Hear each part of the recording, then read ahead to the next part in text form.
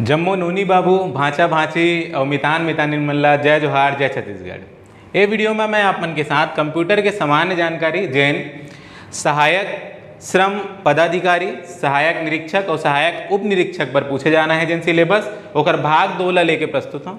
ए में हमन देखने वाला हन इंटरनेट के उपयोग, एंटीवायरस से संबंधित उपयोग, मल्टीमीडिया के का उपयोग है, सीडी डीवीडी जैसे मेमोरी के बारे में हमन समझबो, स्टोरेज डिवाइस के बारे में, और गूगल, अल्ता विस्टा, यूट्यूब जैसे जिन भी सर्च इंजन वगैरह हवे ओकर से संबंधित जानकारी ला हम देखने वाला हन। पहला हमन देखते हैं इंटरनेट के उपयोग के बारे में। इंटरनेट का होते, इंटरनेट के क्या का उपयोग हवा ओकर संबंधी जानकारी ला हमन देखते हैं। सबसे पहले मैं आप मन ला ये बता दूं कि जब भी इंटरनेट के बाद आते तो हमन बात करते हैं नेटवर्क ऑफ नेटवर्क के। भाषा में बदलाव है। इंटरनेट का जब भी बात किया जाए इंटरनेट, तो इसका जो फुल फॉर्म होता है वो क्या होता है कि इंटर नेटवर्किंग। इंटर नेटवर्किंग मतलब जब एक नेटवर्क को दूसरे नेटवर्क के साथ जोड़ा जाता है, उससे जो एक विशाल नेटवर्क हमारे पास तैयार होता है उसे हम क्या कहते हैं, इंटर नेटवर्किंग कहते हैं। ये नेटवर्क क्या है, तो हम बोलते हैं कि जब मुझे एक पर्टिकुलर डिवाइस से दूसरे डिवाइस में कोई भी डेटा शेयर करना हो तो वो दो डिवाइसेस के बीच का जो कनेक्शन है वही क्या है, हमारा नेटवर्क है। ठीक है, शादी में गए, फोटो वगैरह खींच लिए, फ्रेंड को शेयर करना है तो फ्रेंड के मोबाइल के साथ अपने मोबाइल को क्या करना होगा, कनेक्ट करना होगा। उन दोनों के बीच में जो इस्टेब्लिशमेंट हुआ, जो कनेक्शन क्रिएट हुआ, उसकी वजह से हम उसको एक क्या कह सकते हैं, एक नेटवर्क कह सकते हैं। उसको क्या कहा जाता है, ऐसे नेटवर्क को, नेटवर्क कितने प्रकार के होते हैं, ये सारे सवाल भी देखने को मिल सकते हैं। अगर मैं आप लोग से बात करूं कि आजकल जो है वो वायरलेस बहुत सारे डिवाइसेस का प्रयोग किया जा रहा है। वायरलेस जितने भी डिवाइसेस है, जैसे कि हम लोग जब यहां पर बात करते हैं पर्सनल एरिया नेटवर्क, ठीक है, बड्स लगा दिया, ईयरबड्स वगैरह लगा दिए, फोन से कनेक्ट कर लिया, तो जो अपने पर्सनल यूज वाले इक्विपमेंट्स हैं, डिवाइसेस हैं, जिसको हम एक से दूसरे के साथ कन्वर्ट करते हैं, उससे जो नेटवर्क तैयार होता है उसको हम क्या कहते हैं, पर्सनल एरिया नेटवर्क कहते हैं। इसके बाद हम लोग बात करते हैं एक ऑफिस के अंदर बहुत सारे कंप्यूटर्स हैं, वो कंप्यूटर्स के बीच में हम डेटा को आपस में शेयर करना चाहते हैं। एक यूनिवर्सिटी है, वो यूनिवर्सिटी के अलग अलग विभाग हैं, वो विभाग आपस में डेटा को शेयर करना चाहते हैं। वहां पर जब कंप्यूटर को आपस में जोड़ा जाएगा विद इन अ कैंपस, एक यूनिवर्सिटी के अंदर, एक ऑफिस के अंदर, तो जो नेटवर्क तैयार होगा उसको क्या कहा जाएगा, लोकल एरिया नेटवर्क। इसके बाद अगर मैं बात करूं, एक जो कैंपस है, एक जो ऑफिस है, एक जो ऑर्गेनाइजेशन है वो एक सिटी में है, दूसरा जो उसका ऑर्गेनाइजेशन है वो दूसरी सिटी में है। एक सिटी और दूसरे सिटी अराउंड 20 to 50 किलोमीटर्स का जो एरिया है, जब उनके बीच में आपस में कनेक्शन किया जाएगा और एक नेटवर्क तैयार होगा डेटा ताकि वो शेयरिंग कर सके, तो हम वहां पर बात करते हैं मेट्रोपॉलिटन एरिया नेटवर्क की। कोई भी एरिया का कोई जो है वो यहां पर बियॉन्ड लिमिटेशंस नहीं है, रोकना नहीं है, बाउंड्रीज नहीं है। हम बोल रहे हैं यहां से दूसरे देश, दूसरे देश से दूसरे देश हम आपस में जुड़ना चाहते हैं। क्यों? ताकि आपस में डेटा की क्या कर सके, शेयरिंग कर सके। जो भी इंफॉर्मेशन मेरे साथ है मैं किसी और के साथ उसको शेयर कर सकूं, ऐसा जब मुझे काम करना है। और उस दौरान जब जो नेटवर्क तैयार होता है हमारे इस कनेक्शन के बीच में, तो उसको क्या कहा जाता है, वाइड एरिया नेटवर्क कहा जाता है। वाइड एरिया नाम से क्लियर है, विशाल क्षेत्र में फैला हुआ जो नेटवर्क है उसको क्या कहा जाता है, वाइड एरिया नेटवर्क के नाम से जाना जाता है। और इंटरनेट जो है, एक उदाहरण हम लोग ले सकते हैं इंटरनेट को, किस रूप में ले सकते हैं, वाइड एरिया नेटवर्क जो है वो हम समझते हैं। जहां पर हम क्या बात कर रहे हैं, इंटरनेट को हम बात कर रहे हैं कि ये नेटवर्क ऑफ नेटवर्क है। मतलब बहुत सारे नेटवर्क जो है वो कनेक्ट होकर क्या तैयार करते हैं, इंटरनेट को तैयार करते हैं। इसको मदर ऑफ नेटवर्क के नाम से भी जाना जाता है। पूरा जो नेटवर्क है उसके मदर ऑफ नेटवर्क के रूप में हम लोग समझते हैं, जिसको हम लोग इंटरनेट से रिप्रेजेंट करते हैं। तो इस तरीके से इंटरनेट क्या प्रयोग में लाया जाता है, जब किसी भी एक स्थान में बैठा हुआ यूजर किसी भी दूसरे स्थान में बैठे हुए यूजर के डेटा कम्युनिकेट करना चाहता है। इंटरनेट किसी भी जगह पे रखी हुई एक कंप्यूटर सिस्टम है, एक सर्वर सिस्टम है, जहां से हम कोई डेटा डाउनलोड करना चाहते हैं, अपलोड करना चाहते हैं, तो उसके लिए हमको किससे कनेक्ट होना पड़ेगा, इंटरनेट। इसके लिए हमें कुछ चीजों के बारे में जानना जरूरी है। ऐसे कौन से नेटवर्क हैं जो सबसे ज्यादा क्षेत्र में फैले हुए हैं, जिनसे हम जुड़ेंगे तो बाकी कंप्यूटर से भी क्या हो सकते हैं, जुड़ सकते हैं। तो उन्हें कहा जाता है इंटरनेट सर्विस प्रोवाइडर्स के नाम से जाना जाता है, जो आपको इंटरनेट की सुविधा प्रदान करते हैं।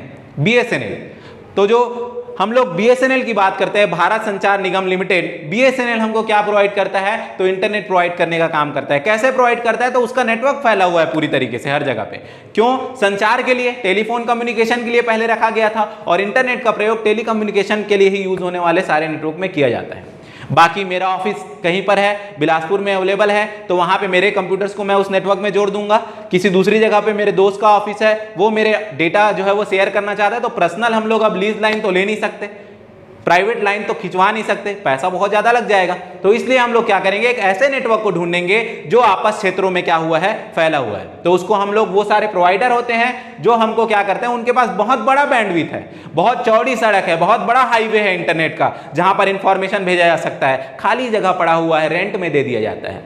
इंटरनेट सर्विस प्रोवाइडर का ये काम हम लोग समझ सकते हैं। यहां पर जो दूसरा टर्म है इंटरनेट के अलावा, वो हम लोग देखते हैं कि इंटरनेट में जो ईमेल का एक टर्म है जिस पर सवाल पूछा जाता है। देखिए बहुत सारे टॉपिक्स हैं, हर टॉपिक पर डिस्कशन नहीं किया जा सकता, जो इंपॉर्टेंस है यहाँ पर उस पर हम लोग बात कर रहे हैं। ईमेल की अगर मैं बात करूं तो ईमेल का मतलब होता है इलेक्ट्रॉनिक मेल। इलेक्ट्रॉनिक मेल मतलब जब संदेश को इलेक्ट्रॉनिक माध्यम से हम भेजने की बात करते हैं तो उसको हम लोग ईमेल कहते हैं। इलेक्ट्रॉनिक मेल, ईमेल जो सर्विस प्रोवाइडर है वो अलग अलग है। अगर मैं गूगल की बात करूं तो गूगल प्रोवाइड करता है जीमेल के फॉर्म में। अगर मैं रेडिफ की बात करूं तो रेडिफ मेल एक आपको प्रोवाइड किया जाता है, रेडिफ मेल, ठीक है। अगर मैं याहू की बात करूं तो याहू का अपना मेलिंग सिस्टम है, याहू मेल। तो ऐसे जो है वो कई सारे सर्विस प्रोवाइडर्स हैं, ईमेलिंग सर्विस प्रोवाइडर्स हैं जो ईमेल की सर्विस प्रोवाइड करते हैं, जहां आपको अपना अकाउंट क्रिएट करना है और किसी भी ईमेल रिसीवर को क्या कर सकते हैं, आप ईमेल शेयर कर सकते हैं। अब यहां पर ये नहीं है कि जीमेल वाला जीमेल कोई भेज सकता है, रेडिफ वाला रेडिफ कोई भेज सकता है, या याहू वाला याहू ही भेज सकता है। बैंक में खाता है, एसबीआई में ट्रांसफर करो, एचडीएफसी में खाता है, आईडीएफसी में ट्रांसफर करो, किसी और दूसरे बैंक में, कोई दिक्कत नहीं है, ठीक है। वैसे ही ये मेल की भी बात होती है, बस याद रखना है कौन से कंपनी कौन से मेल प्रोवाइडर्स हैं। जीमेल गूगल के द्वारा, रेडिफ मेल, तो कौन सर्विस प्रोवाइडर है और कौन नहीं है, ये हम लोग समान बात करते हैं। वेबसाइट सफरिंग, किसी वेबसाइट के अंदर जाना, उस वेबसाइट को ढूंढना, उस वेबसाइट में किसी इंफॉर्मेशन को प्राप्त करना, इस प्रकार के जो इंफॉर्मेशन की हम बात करते हैं वो किस नाम से जाना जाता है, आपका वेबसाइट सफरिंग के नाम से जाना जाता है। सरकारी विभागों के लिए, सरकारी विभागों की पहचान करने के लिए सबसे पहले आपको ध्यान रखना है gov.in जैसे अपने को मिल जा रहा है। डोमेन, लास्ट में जब विभाग के नाम के बाद जो डोमेन होता है, टाइप ऑफ डोमेन होता है .gov.in, .nic.in, ये जो होते हैं ये सारे सरकारी विभाग होते हैं। आपको इसको याद रखना है। जैसे हम बात करें लेबर की बात करें, cglabor.nic.in करके हम उसको वेबसाइट पे जा सकते हैं। तो ये हमारा हो गया इंटरनेट के उपयोग से संबंधित बातें। अगला अगर मैं बात करूं आप लोगों के साथ कि जो सवाल हमसे पूछा गया, ये जो सवाल है कि इंटरनेट में हम लोग को कुछ सिक्योरिटी, सुरक्षा से संबंधित कुछ समस्याएं देखने को मिलती हैं। वो समस्याएं क्या क्या हैं ये हम लोग देखते हैं। कुछ सुरक्षा से भी है और कुछ अनवांटेड चीजें भी हैं, अनऑथराइज चीजें भी हैं। जैसे सबसे पहले जो पार्ट लिखा गया स्पैम के बारे में मैं आपको बताता हूं। स्पैम के लिए आपको एक कीवर्ड याद रखना है, वो याद रखना है अनसॉलिसिएटेड, ठीक है। अनसॉलिसिएटेड मेल वर्ड को आपको याद रखना है। तो जब हम लोगों को क्या होता है कि कई सारी कंपनियां हैं जो प्रचार प्रसार करने के लिए क्या करती है, एक ही बार में एक पर्टिकुलर मैसेज को जितने भी ईमेल यूजर्स हैं उन सभी को भेज देती हैं, ठीक है। वो आपके कोई काम का नहीं है, प्रचार की वजह से, विज्ञापन की वजह से ऐसे सारे काम में रखा जाता है। तो क्या किया जाता है, उस पर्टिकुलर मेल को किसी के द्वारा रिपोर्ट कर दिया जाता है। कि रिपोर्ट क्यों किया जाता है कि ये मेरे कोई काम का पर्टिकुलर नहीं है। तो रिपोर्ट की संख्या जैसे जैसे बढ़ती जाती है वैसे वैसे फिर उस टाइप के मेल को किस में रिप्रेजेंट कर दिया जाता है, स्पैम में रिप्रेजेंट कर दिया जाता है। कई बार आप देखते हैं सीजीपीएससी का आपको कोई मेल आया, आपने एप्लीकेशन फॉर्म कंप्लीट किया, तो आजकल वो इनबॉक्स में नहीं दिख रहे हैं, कहां दिख रहे हैं, स्पैम में दिख जा रहे हैं। तो वो क्या हो रहा है, एक साथ बहुत सारे प्रदत्ताओं को, बहुत सारे रिसीवर को जब सेंड किया जा रहा है तो वो स्पैम के पार्ट में हो रहा है। अनसॉलिसिएटेड मेल जो होता है, अनसॉलिसिएटेड जो मैसेजेस होते हैं वो आपके क्या कहलाते हैं, स्पैम कहलाते हैं। और इसको स्पैमिंग कहा जाता है इस वर्ड को। फिशिंग, फिशिंग है लुभावने, कुछ आपको मेल किए जा रहे हैं, आप ये पर्टिकुलर बटन दबाइए आपको 1 लाख मिल जाएंगे, ये पर्टिकुलर बटन दबाइए आपको 5 लाख मिल जाएंगे।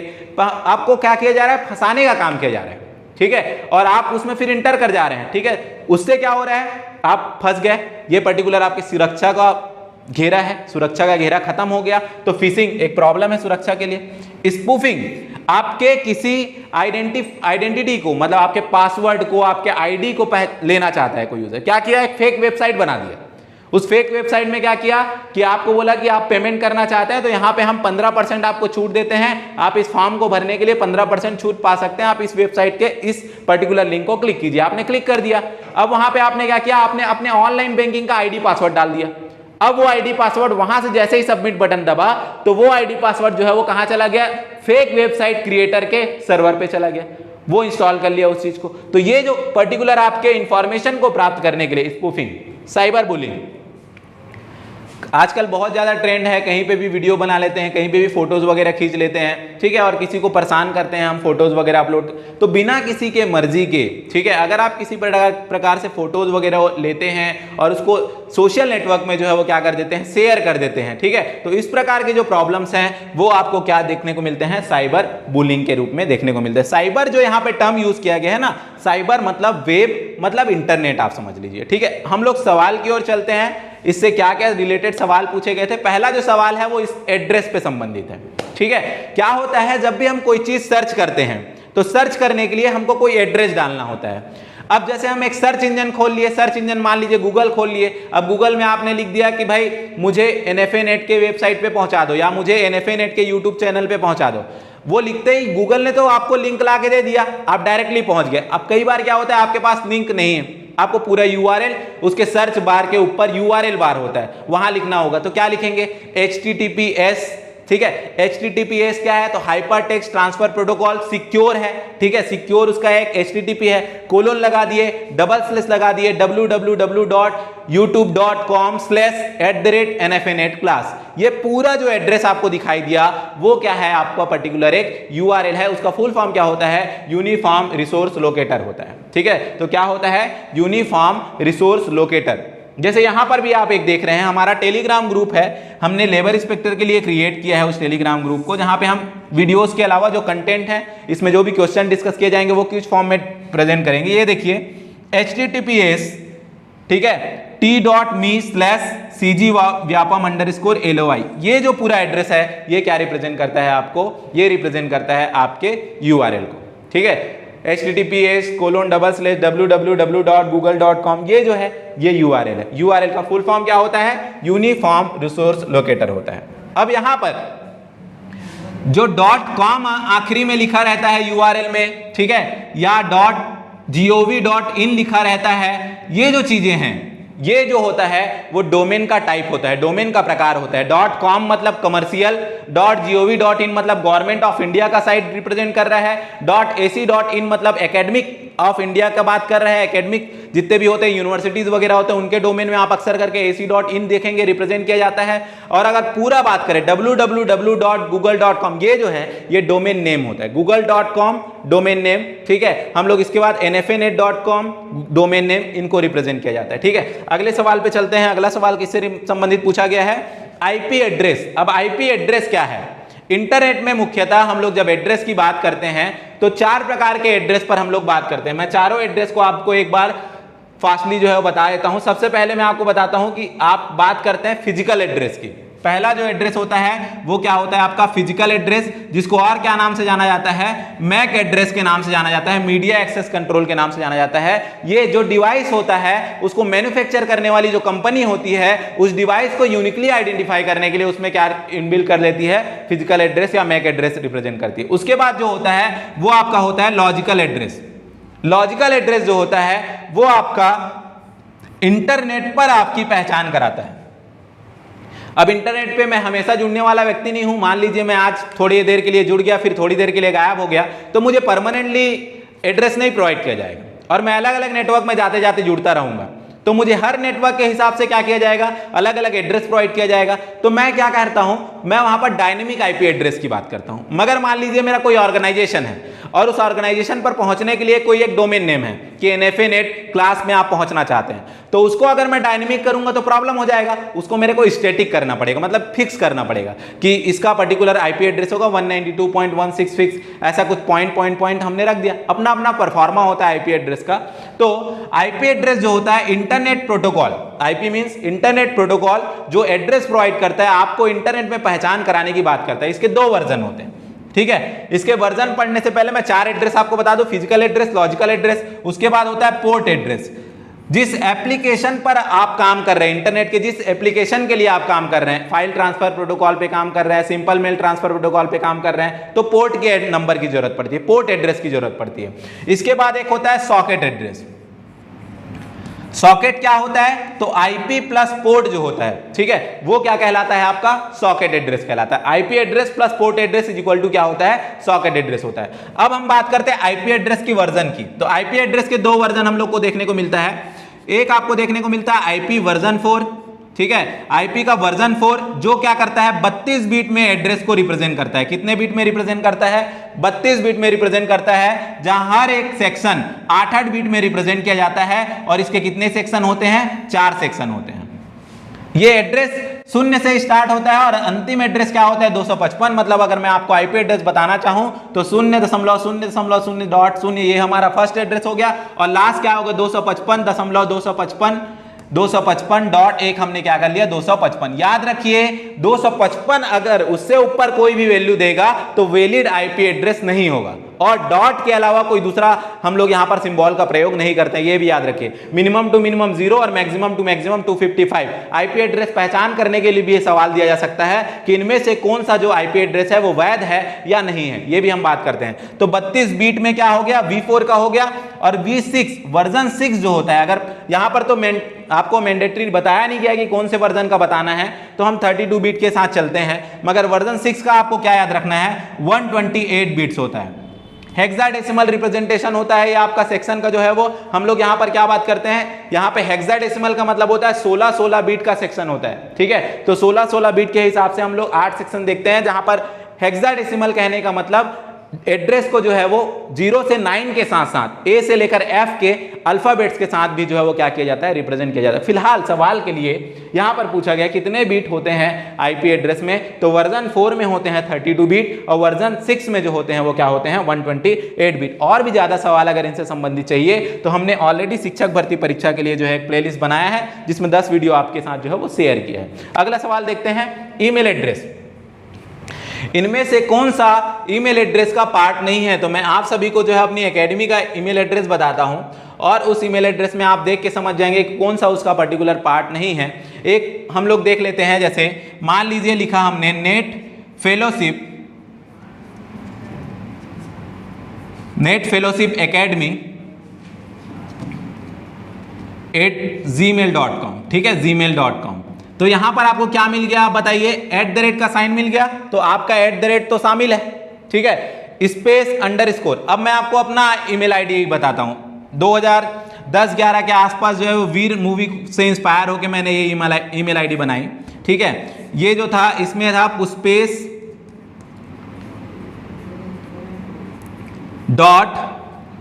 .वीर.कश्यप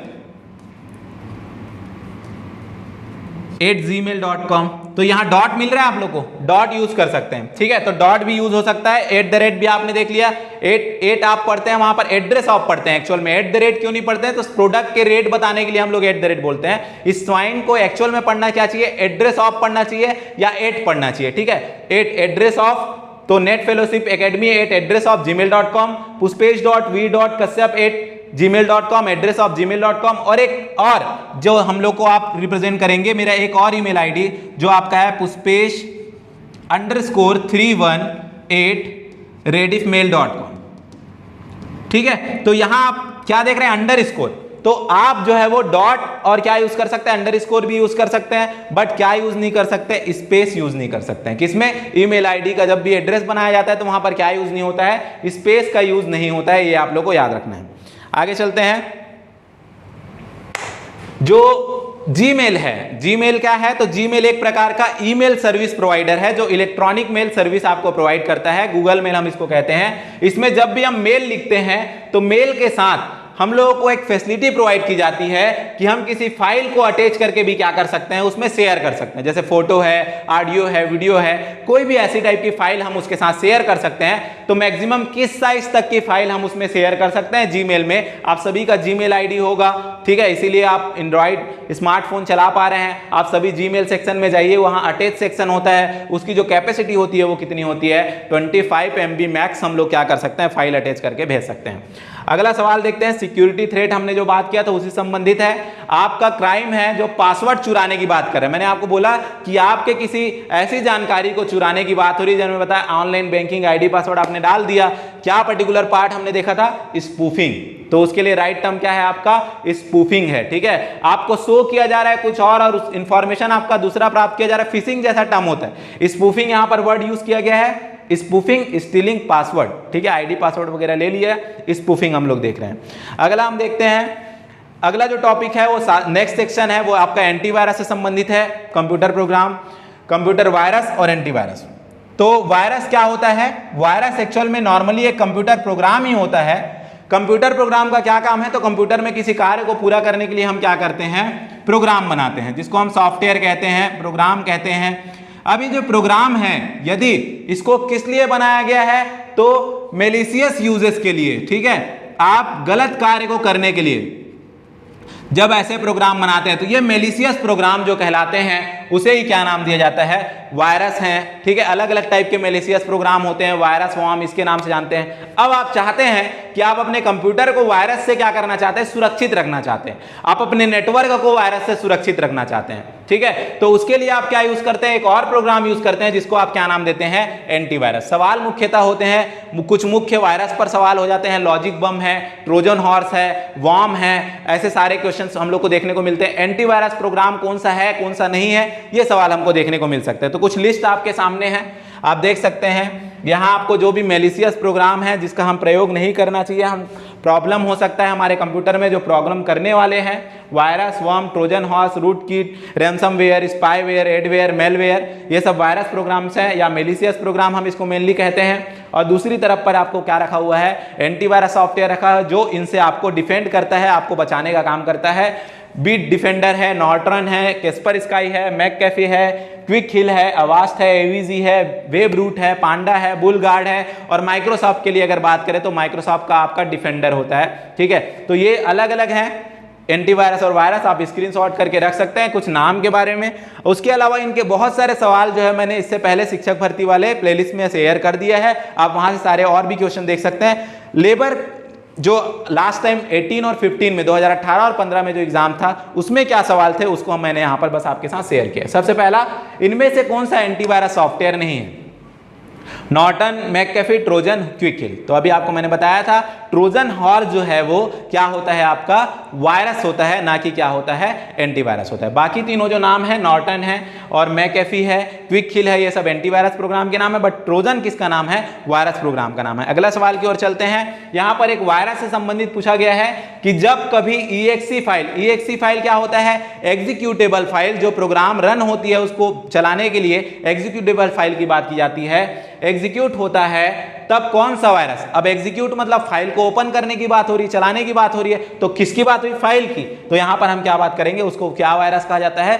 फाइल वायरस कहा जाता है। तो .exe फाइल जब भी एग्जीक्यूट होता है तो उसकी वजह से कोई प्रोग्राम चल जाए, कोई वायरस प्रोग्राम चल जाए, तो उसको हम क्या कहते हैं? फाइल वायरस कहते हैं। अगला जो सवाल है, अगले जो टॉपिक्स हैं वो किससे रिलेटेड है?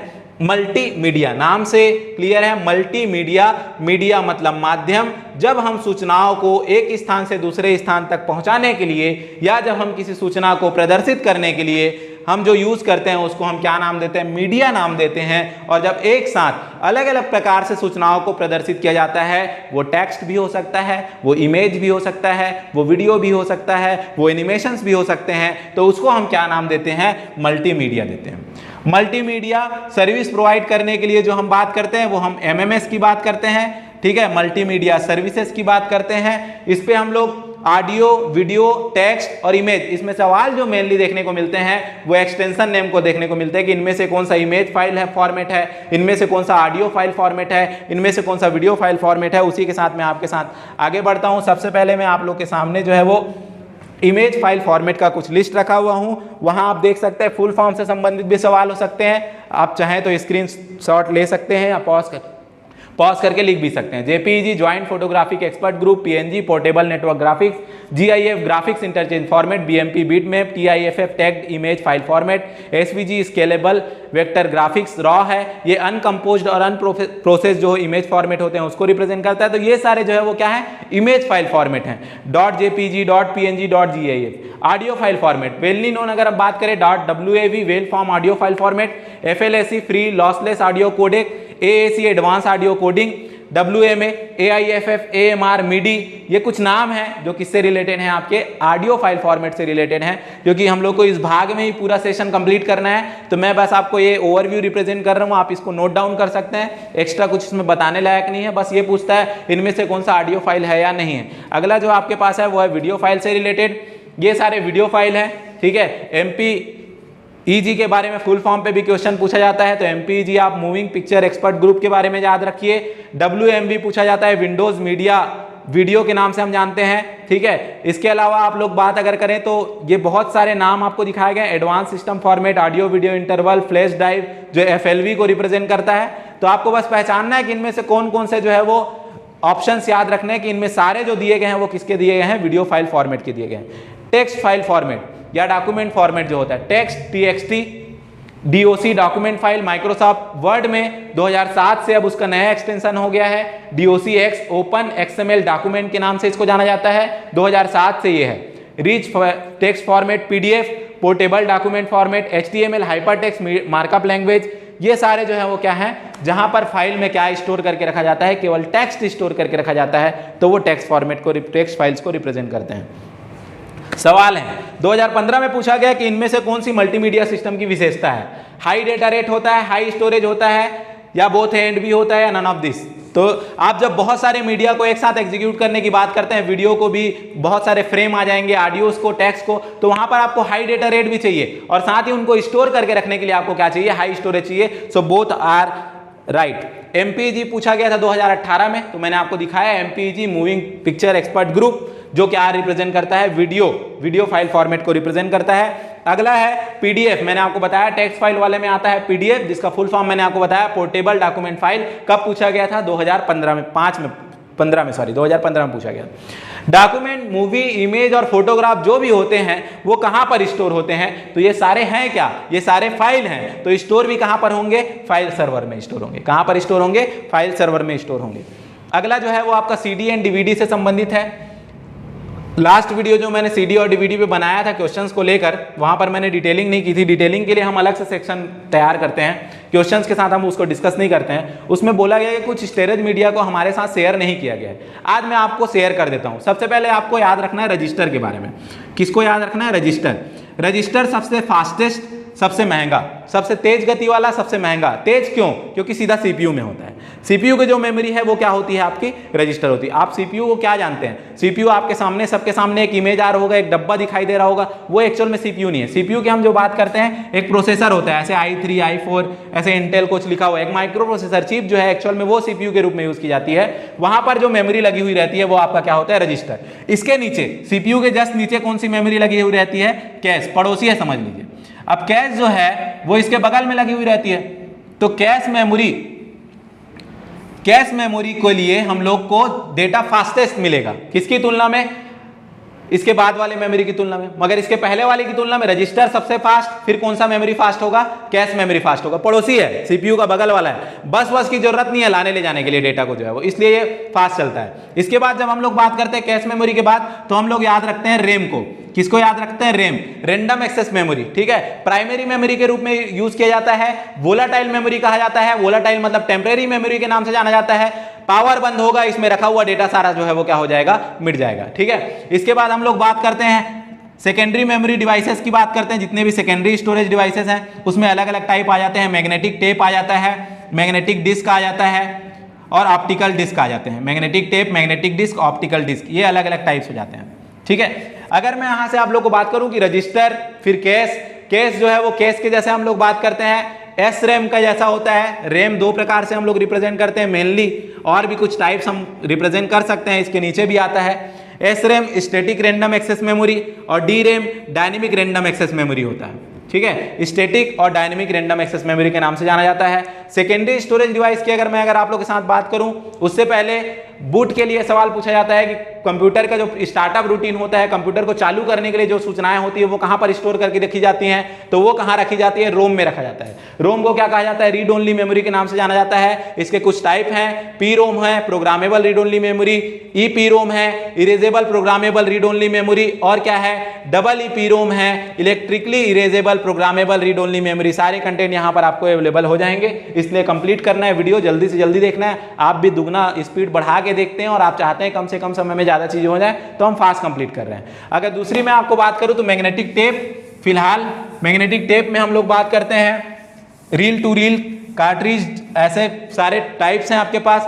अगर मैग्नेटिक डिस्क की बात करें तो आपको नाम मिलता है हार्ड डिस्क का, फ्लॉपी डिस्क का। इसके साइज पर सवाल हो सकता है, फ्लॉपी डिस्क की साइज होती है 1.44 MB, hard disk up to terabyte होते हैं, ठीक है, टेराबाइट तक की कैपेसिटी है। हार्ड डिस्क को रिप्लेस करने के लिए एक नए नाम के रूप में हम लोग बात करते हैं, वो क्या होता है, SSD, solid state drive. SSD को क्या नाम से जाना जाता है, सॉलिड स्टेट ड्राइव के नाम से जाना जाता है। ऑप्टिकल मीडिया की बात करें, ऑप्टिकल डिस्क की बात करें तो CD, कॉम्पैक्ट डिस्क, CDR होता है रिकॉर्डेबल, जिसमें केवल रिकॉर्ड किया जा सकता है, उसको मिटा के फिर से नहीं यूज किया जा सकता है। मिटा के यूज करने के लिए होता है RW, जिसको कहा जाता है रीराइटेबल, मतलब एक बार स्टोर करने के बाद दोबारा यूज कर सकते हैं। रिकॉर्डेबल को एक और नाम से भी जाना जाता है WORM, मतलब राइट वंस रीड मेनी, एक बार राइट कीजिए और रीड मेनी टाइम कीजिए। RW मतलब रीराइटेबल, दोबारा आप उसको रीड राइट कर सकते हैं। ये हो गया CD। कॉम्पैक्ट डिस्क की बात करते हैं, size up to 700 to 800 MB तक हम लोग इसको बात कर सकते हैं। इसके बाद DVD होता है digital versatile disc, DVD RAM, DVD ROM भी कहा जाता है, रीराइटेबल भी होता है, ये भी आप याद रखिए। DVD की जो साइज होती है अप टू 8 GB तक होती है। इसके बाद DVD से भी हाई साइज का आप कैपेसिटी एक बात करते हो, जो आप क्या बात करते हो, ब्लू रे, ठीक है, ब्लू रे अप टू 25 to 50 GB तक होता है। इसके बाद सबसे हाईएस्ट अगर हम लोग ऑप्टिकल डिस्क की बात करते हैं तो होलोग्राफिक वर्सटाइल डिस्क, जो अप टू क्या होता है 6 टेराबाइट तक होता है। इसके बाद आप अगर याद रखें सवालों में तो मेमोरी बिट्स को याद रखें। सबसे छोटी इकाई अगर मेमोरी में है, नापने की है, तो वो क्या होती है, बीट होती है। बीट का जो पूरा नाम होता है वो क्या होता है, बाइनरी डिजिट होता है। इसके बाद आता है निबल, निबल जो होता है वो क्या रिप्रेजेंट करता है, 4 बिट्स को रिप्रेजेंट करता है। इसके बाद आपका आता है बाइट, बाइट जो होता है वो आपका रिप्रेजेंट करता है 8 बिट्स को रिप्रेजेंट करता है। इसके बाद आपका आता है केबी, किलोबाइट, जो 1024 आपका बाइट को रिप्रेजेंट करता है। इसके बाद आता है एमबी, जो होता है मेगाबाइट, ये रिप्रेजेंट करता है 1024 किलोबाइट। और इसी तरीके से फिर गीगाबाइट, इसी तरीके से फिर टेराबाइट, इसी तरीके से फिर पेटाबाइट, इसी तरीके से फिर आपका योटाबाइट, योटाबाइट के बाद एक्साबाइट, एक्साबाइट के बाद आपका आता है जोटाबाइट, ब्रूनोबाइट, चलता जाता है जोब बाइट, ठीक है। अब ये मेमोरी यूनिट्स हैं, इन पर भी क्वेश्चन जो है पूछे जाते हैं। सारे जो क्वेश्चंस हैं ऑलरेडी 10 साल के जो भी कंप्यूटर के क्वेश्चन पूछे गए थे उसको मैंने सहायक शिक्षक के लिए बना चुके हैं, ठीक है। यहाँ पर मैं आपको थोड़ा सा ओवरव्यू दे रहा हूँ, डिटेल बता रहा हूँ, और साथ में कुछ लेबर इंस्पेक्टर में जो सवाल पूछा गया वो बता रहा हूँ, ठीक है। अगला जो सवाल जो पूछा गया था कि भाई CD रोम, CD रोम जो है वो पूछा गया कि 2018 में कि CD रोम किस टाइप का मेमोरी है। तो अगर मैं यहाँ पर बात करता हूँ, CD रोम एक्चुअल में है तो सेकेंडरी मेमोरी, सेकेंडरी मेमोरी में जो है वो ये किस में आता है, तो ये आता है आपका वो मेमोरी सेक्शन है, ऑप्टिकल डिस्क वाला सेक्शन है, ठीक है। अब यहाँ पे सेमीकंडक्टर बात करें, सेमीकंडक्टर जहां पर IC होते हैं, जहां चिप होते हैं, ठीक है, जैसे रैम है, रोम है, ये जो होते हैं ये पार्ट में हम लोग बात करते हैं सेमीकंडक्टर मेमोरी, ठीक है। मेमोरी रजिस्टर, तो रजिस्टर्स की बात हो रही है। मैग्नेटिक मेमोरी की अगर मैं बात करूं तो हार्ड डिस्क है, फ्लॉपी डिस्क है, उसमें डिस्क अलग होता है, मैग्नेटिक वाला होता है, ये लेजर वाले होते हैं। CD जो है वो, तो आंसर आपका क्या हो जाना है, नन ऑफ द अबव हो जाना है। CD जो है वो क्या है, CD ROM read only memory, ठीक है। यहाँ पर जब बात की जाएगी तो none of the above particular represent किया जाएगा। अगला देखते हैं, correct sequence of storage media according to their increasing storage, ठीक है। अब ये स्टोरेज मीडिया में किसको पूछा गया, आप देखिए सवाल, अगर उन्होंने सीधा सीधा लिख दिया है CD और DVD से संबंधित सामान्य जानकारी, तो वो ज्यादा कोशिश क्या करते हैं कि सवाल में CD और DVD को ही रखा जाए। सबसे कम CD 700 MB to 800 MB, DVD up to 8 GB, Blu-ray up to 25 to 50 GB, HVD is up to terabyte, 6 terabyte. तो सीक्वेंस ये हो गया, कम से लेकर ज्यादा, CD, DVD, ब्लू-रे और HVD होलोग्राफिक वर्साटाइल डिस्क के नाम से हम इसको जानते हैं, ठीक है। 2015 अगला फिर से सवाल पूछा गया है, यहाँ पर CD के साथ पेन ड्राइव को एड ऑन कर दिया गया है। पेन ड्राइव याद रखिए, पेन ड्राइव अप टू जो है वो 20 GB, 50 GB, 60 GB तक भी होते हैं। तो हम उसका जब सीक्वेंस रखेंगे, सबसे पहले तो CD रखेंगे, CD के बाद क्या रखेंगे, 700 के बाद DVD रखेंगे अप टू 8 GB तक। उसके बाद ये अलग अलग वेराइटी है पेन ड्राइव्स की, तो पेन ड्राइव को थर्ड में रखेंगे। और फिर टेराबाइट तक पेन ड्राइव अभी अवेलेबिलिटी हम लोग के पास कम है, 6 टेराबाइट तक हम क्या रखेंगे, HDD हार्ड डिस्क ड्राइव। ठीक है, यहाँ पर हार्ड डिस्क ड्राइव जो है वो ज़्यादा साइज हो जाएगा, पेन ड्राइव और हार्ड डिस्क ड्राइव पे बात किया गया है। अगला हम देखते हैं DVD का फुल फॉर्म क्या है। ठीक है, तो DVD का जो फुल फॉर्म होता है वो एक्चुअल में क्या होता है, हम लोग पढ़ते हैं DVD stand for digital versatile disc कहा जाता है। क्या नाम दिया जाता है, डिजिटल वर्साटाइल डिस्क। एक और नाम इसको हम देते हैं जब वो ऑप्शन आपको नहीं दिखाई देता है, डिजिटल वीडियो डिस्क।